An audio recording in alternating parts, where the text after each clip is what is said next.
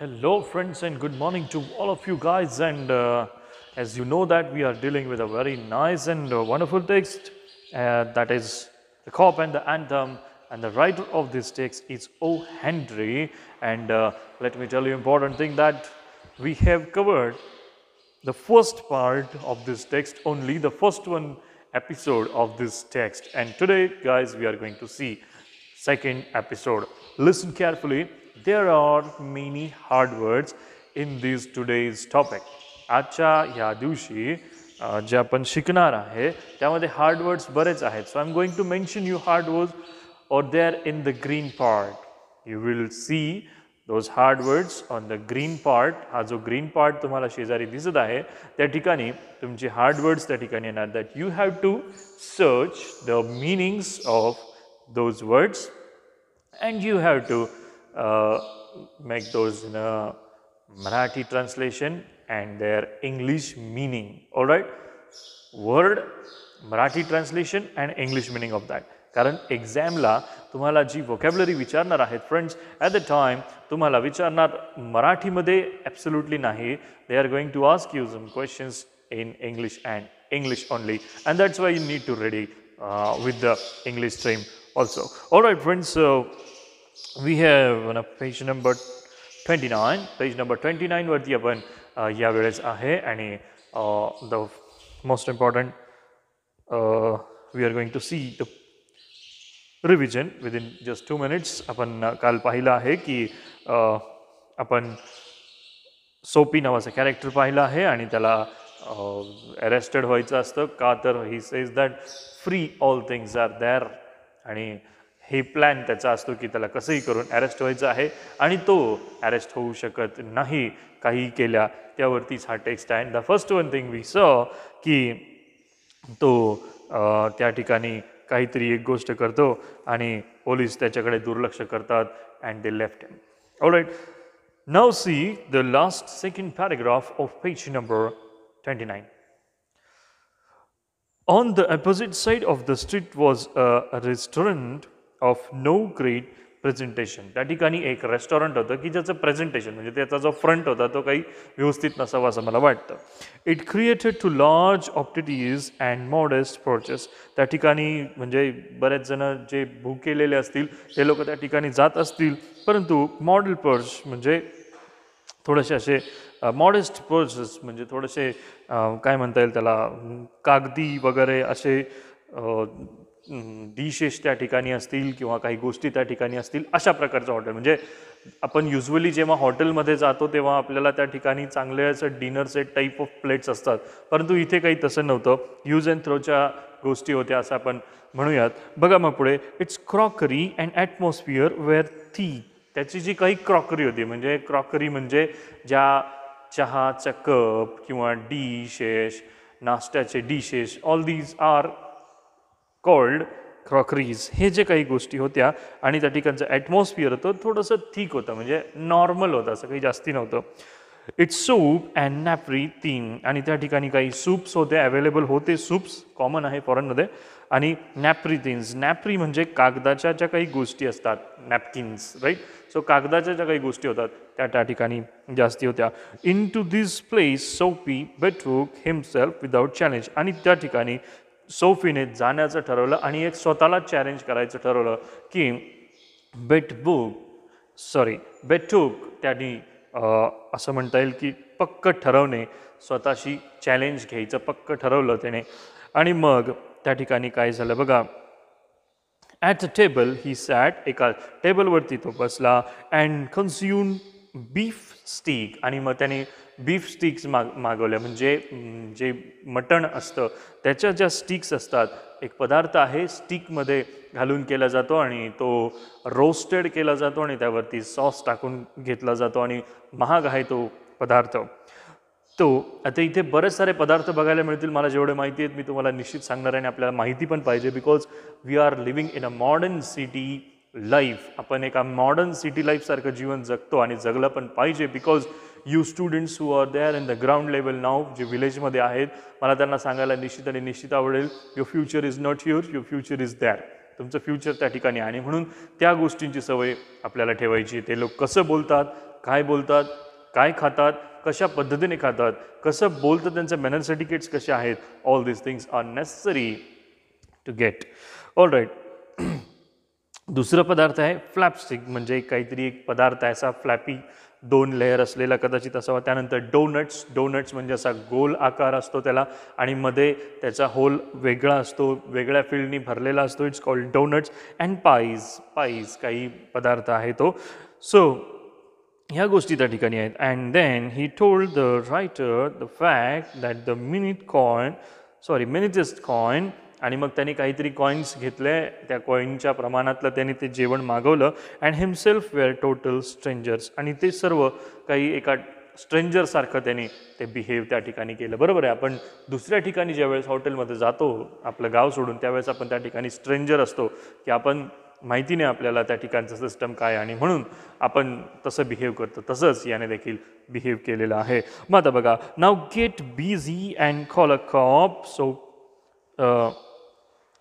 Soapy said, and don't keep a gentleman waiting. आणि मग त्यांनी काय केलं, हे सगळे जे काही कॉईन्स होते हे त्याच्या पुढे ठेवले आणि त्याला सांगितलं की आता तू काय कर, पोलिसांना बोलव आणि मला त्यांच्या हाती दे, कारण मी एक जेंटलमन आहे, चांगला माणूस आहे आणि मला जास्ती वेळ थांबवू नको, तू तुझं काम कर.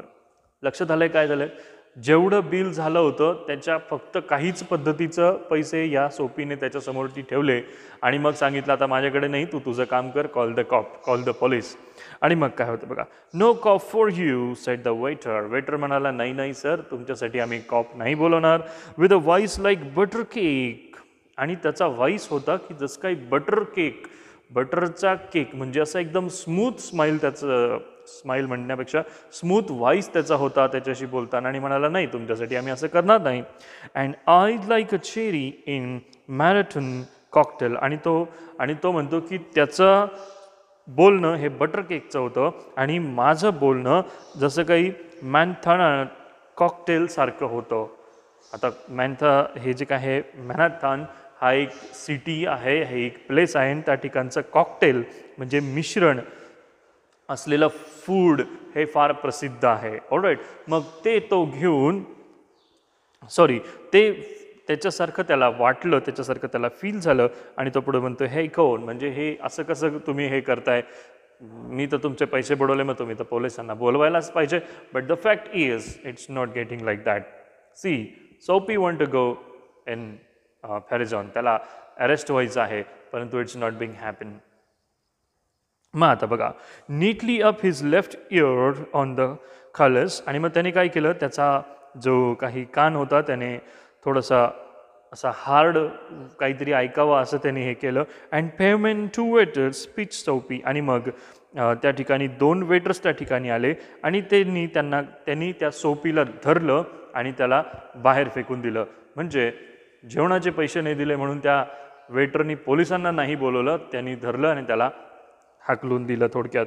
ही क्रॉस जॉईन बाय जॉईन. आणि मग तो थोडासा असा कुठेतरी धडकत जॉईन बाय जॉईन धडकत पुढे गेला आणि कुठेतरी जाऊन आदळला. As a expert rule opens and dusts his clothes. आणि मग काय झालं, त्याचे जे काही नियम वगैरे असतील ते सगळे काही कोलॅप्स झाले. And dusted his clothes. आणि त्याचे जे काही क्लोथ्स होते हे तो इकडे तिकडे धडकत कुठेतरी पडल्यामुळे त्याच्यावरती धूळ साठली, म्हणजे जसं रस्त्याच्या वरती तो पडला आणि त्याच्या कपड्याला धूळ लागले. Arrest seems now but excludes dream. आणि आता त्याला अरेस्ट व्हायचं होतं, परंतु कसं अरेस्ट व्हावं हे जरा म्हणजे डिफिकल्ट टू फाइंड मिनिंग या ठिकाणी आहे. इथेही बघू शकता तुम्ही, राईट. अरेस्ट कसं व्हायचं हे आता त्याला मोठा प्रश्न निर्माण झालाय. मग this island seems very far away. तो म्हणतो की ही जे काही आइसलँड आहे ते जरा दूरच दिसतंय मला. A policeman who stood before a drug store. आता त्या ठिकाणी 2 पोलीस लोक उभे होते आणि तिथे एक ड्रग स्टोअर होतं, ड्रग्सचं स्टोअर होतं. 2 doors away laughed and walked down the street. आणि ते दोघंही पोलीस लोक त्या ठिकाणामधून पुढे चालले होते आणि त्या ड्रगच्या दुकानासमोरून मग बघा, Soapy was seen with a sudden fear and some dreadful enhancement. सोफीला थोडीशी फिअर वाटली, अरे आता मला पकडणार असं वाटतंय, बट इन इन एनहॅन्समेंट थोडंसं त्याला आकर्षण पण वाटलं की हां त्या ठिकाणी मला जायचं आहे. अँड ड्रिंडेड म्हणजे मेड, काहीतरी त्याला असं त्यांनी बनवलं.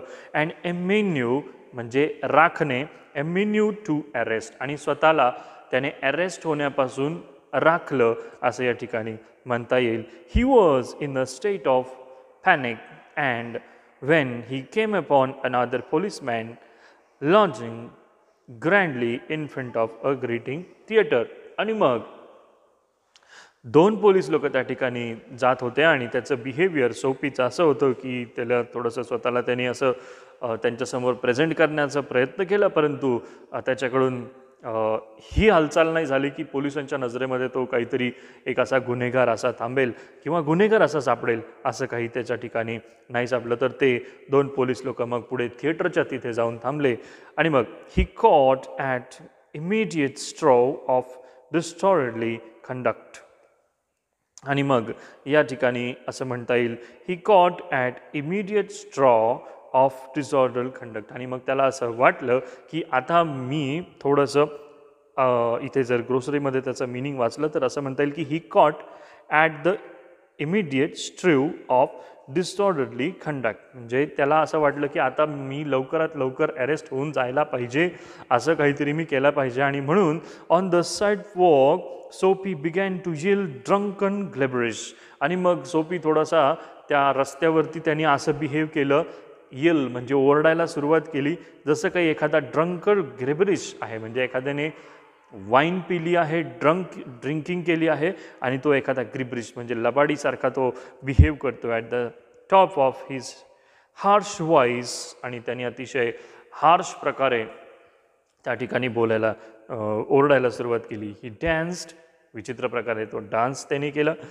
हॉलोड, मोठ्या मोठ्याने ओरडला. Raved and otherwise disturb the skies. आणि त्यांनी थोडंसं ओरडून इकडच्या तिकडच्या लोकांचं अट्रॅक्शन घेऊन त्या ठिकाणच्या त्या जागेला थोडंसं डिस्टर्ब केलं असं म्हणता येईल.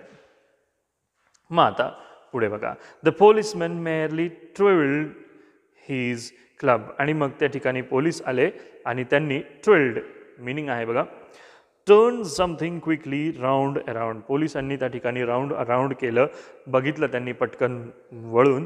And turn his back to Sophie and remark to the citizens. त्यांनी काय केलं, त्या सोफीला मागून धरलं आणि सिटिझन्सच्याकडे बघितलं आणि त्यांना असं बिहेव केलं की तुम्ही you carry on whatever you are doing. मग काय झालं बघा, this one of them Yale late celebration, this goes egg they give the Hartford college. आणि मग असं त्या ठिकाणी बिहेव झालं की हा यामुळे ओरडतोय की जसं काहीतरी सेलिब्रेशन करतोय, कारण त्या ठिकाणी हार्टफोर्ड कॉलेज होतं. नॉयझी, अतिशय जोरजोरात ओरडतोय, बट नो हार्म, कोणाला हार्म करत नाहीये, त्याच्यामुळं त्याचा काही हा गुन्हा नाही.